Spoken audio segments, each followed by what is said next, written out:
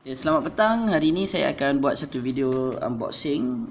Ada satu parcel yang saya baru terima hari ini daripada Hong Kong. Kalau kita dapat tengok ada sini lambang apa tu, barang yang mengandungi bateri lithium. Okey, kita akan tengok apa yang saya dapat daripada parcel. Saya order lebih kurang seminggu, hari ini baru sampai. Jadi saya sudah macam nampak buka kotak tu, tapi isi dalamnya saya tak buka sepenuhnya lagi. Okey, kita tengok apa barang yang saya dapat hari ini. Tidak lain tidak bukan adalah Aduboy.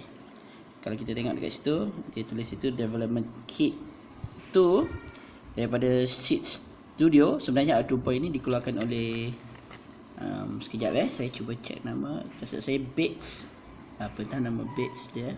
Idea dia adalah untuk menghasilkan satu platform gaming open source yang mana kita boleh tulis game sendiri, kita boleh masukkan game dalam ni dan kita boleh bawa dia ke mana-mana saja. Okey, kalau kita tengok kotak daripada luar, di luar ni kotaknya sangat simple. Aduboy. Kalau kita tengok kekunci ini lebih kurang sama macam Game Boy. Okey, dekat tepi tu dia ada tulis compatible with Arduino.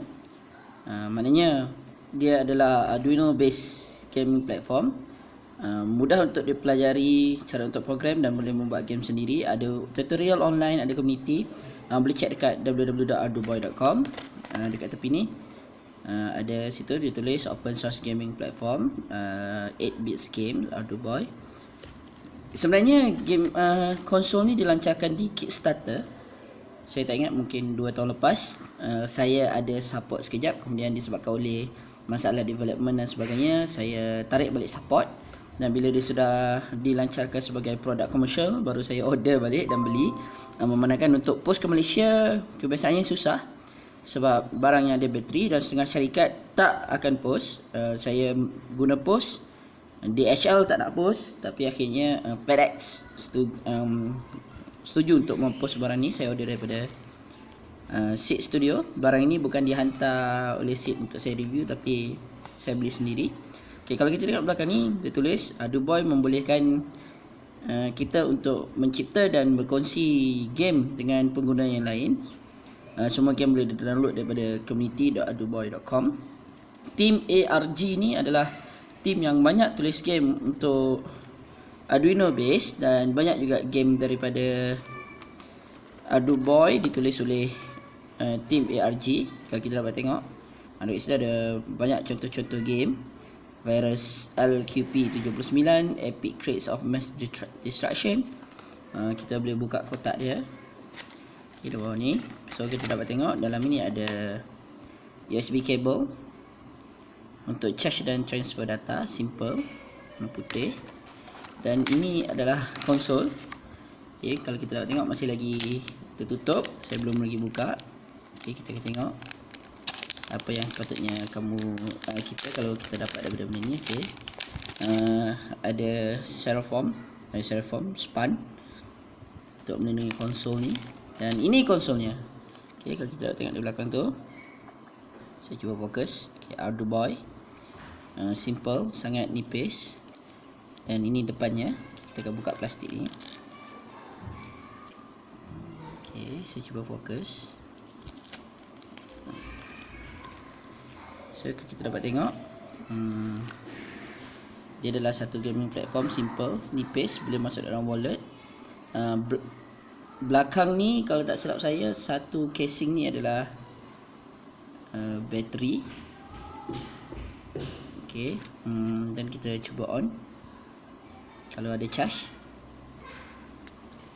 Okay, ada charge. Kita tengok sudah diisi dengan game instinct balloon.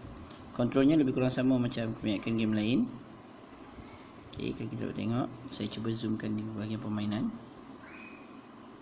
Sekejap ya, saya cuba fokus. Alamak, fokus.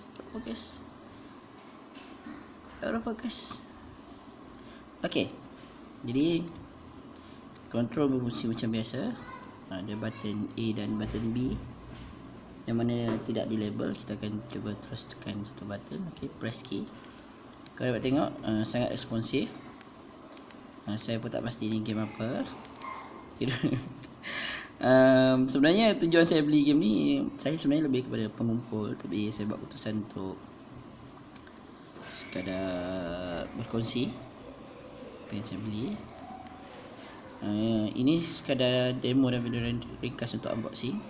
Okay, saya akan tunjuk sedikit saja gameplay. Kalau dapat tengok, kebanyakan game yang dibuat ataupun ditulis oleh tim ARG ni adalah game yang berkualiti. Sebelum saya beli benda ni, saya sudah banyak tengok demo di YouTube. Itu adalah reference terbaik, dan tujuan saya buat video macam ni sebab jarang ada reference dalam bahasa Melayu. Okay.